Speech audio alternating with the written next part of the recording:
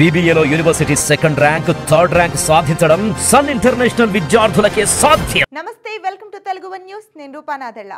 BJP వనంలోకి YCP Roja. AP రాజకీయాల్లో కీలక పరిణామాలు చోటు చేసుకోబోతున్నాయా? మూలిగే నక్కపై తాటిపండు పడిన చందంగా వైసీపీ అధినేత మాజీ సీఎం జగన్మోహన్ రెడ్డికి మరో బిగ్ షాక్ తగలబోతుందా అంటే అవుననే సమాధానమే వినిపిస్తోంది. వైసీపీ అధికారంలో ఉన్నప్పుడు అధికార మదంతో కొందరు మంత్రులు, వైసీపీ ఎమ్మెల్యేలు రెచ్చిపోయారు. ప్రతిపక్ష తెలుగుదేశం అధినేత చంద్రబాబు నాయుడు, జనసేన అధినేత పవన్ కళ్యాణ్ పై బూతులతో దండయాత్ర చేశారు. చంద్రబాబు ఫ్యామిలీని సైతం వదల్లేదు. భువనేశ్వరితో పాటు నారా లోకేష్, బాలకృష్ణ వంటి నేతలపైన అనుచిత వ్యాఖ్యలు చేశారు. అధికారంలో ఉన్నాం, మనల్నెవరూ ఏమీ చేయలేరన్న అహంతో వెర్రవీగారు. మొదటి నుంచి వీరి ప్రవర్తనను జాగ్రత్తగా పరిశీలిస్తూ వచ్చిన ప్రజలు ఓటు ద్వారా దిమ్మ తిరిగే షాక్ ఇచ్చారు. గత 5 ఏళ్ల కాలంలో బూతులతో ప్రతిపక్ష పార్టీ నేతలపై రెచ్చిపోయిన నేతలందరూ ఓటమి పాలయ్యారు. తెలుగుదేశం కూటమి భారీ విజయం సాధించి అధికారంలోకి వచ్చింది. ఆంధ్రప్రదేశ్ ముఖ్యమంత్రిగా చంద్రబాబు నాయుడు బాధ్యతలు చేపట్టారు.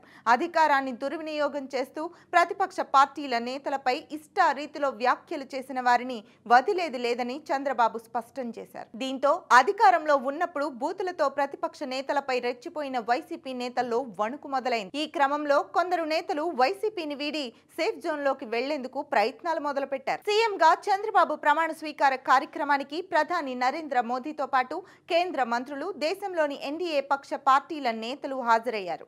ఈ ప్రమాణ స్వీకారోత్సవ కార్యక్రమంలో చంద్రబాబు, పవన్, మోదీల మధ్య అనుబంధాన్ని చూసిన వైసీపీ నేతలు రాబోయే రోజుల్లో వైసీపీకి గడ్డుకాలమేనన్న నిర్ధారణకు వచ్చేశారు. అధికారంలో ఉన్నప్పుడు చంద్రబాబు, పవన్ పై బూతులతో రెచ్చిపోయిన కొడాలి నాని, వలభనేని వంశీ, ఆర్కే రోజా, అంబటి రాంబాబు, అనిల్ కుమార్ యాదవ్ వంటి నేతల్లో ఆందోళన మొదలైంది. అధికారంలో ఉండగా చేసిన అక్రమాలు, అరాచకాల కారణంగా తమ అరెస్ట్ ఖాయమని వారు భావిస్తున్నారట. చంద్రబాబు యాక్షన్లోకి దిగక ముందే వైసీపీని వీడి సేఫ్ జోన్లోకి వెళ్లాలని ప్రయత్నాలు మొదలుపెట్టినట్లు తెలుస్తోంది. ఈ విషయంలో ఆర్కే రోజా ముందు వరుసలో ఉన్నట్లు ఏపీ రాజకీయ వర్గాల్లో చర్చ జరుగుతోంది.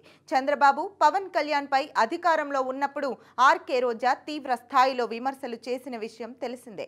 రోజాపై తెలుగుదేశం నేతలతో పాటు జనసేన నేతలు సైతం ఆగ్రహంతో ఉన్నారు. తెలుగుదేశం కూటమి అధికారంలోకి వచ్చిన నాటి నుంచి ఆర్కే రోజా ఎక్కడా కనిపించలేదు, వినిపించలేదు. ఆమె చెన్నై వెళ్లారా, బెంగళూరు వెళ్లారా అనే విషయం పైన స్పష్టత లేదు. పోలింగ్ రోజే రోజా తన ఓటమిని అంగీకరించేసి వైసీపీపై విమర్శలు గుప్పించారు. ఆ తర్వాత ఓట్ల లెక్కింపు రోజున కౌంటింగ్ ప్రారంభమైన కొద్ది గంటలకే ఓటమి తథ్యమని అర్థం చేసుకుని రోజా అక్కడి నుంచి వెళ్లిపోయారు. మీడియాతో కూడా మాట్లాడలేదు. అంతే, అప్పటి నుంచి ఇప్పటి వరకు రోజా అజ్ఞాతవాసం చేస్తున్నారు. వైసీపీని వీడి సేఫ్ పార్టీలోకి చేరాలన్న ఉద్దేశంతో ఉన్నారని ఆమె వర్గీయులు చెబుతున్నారు.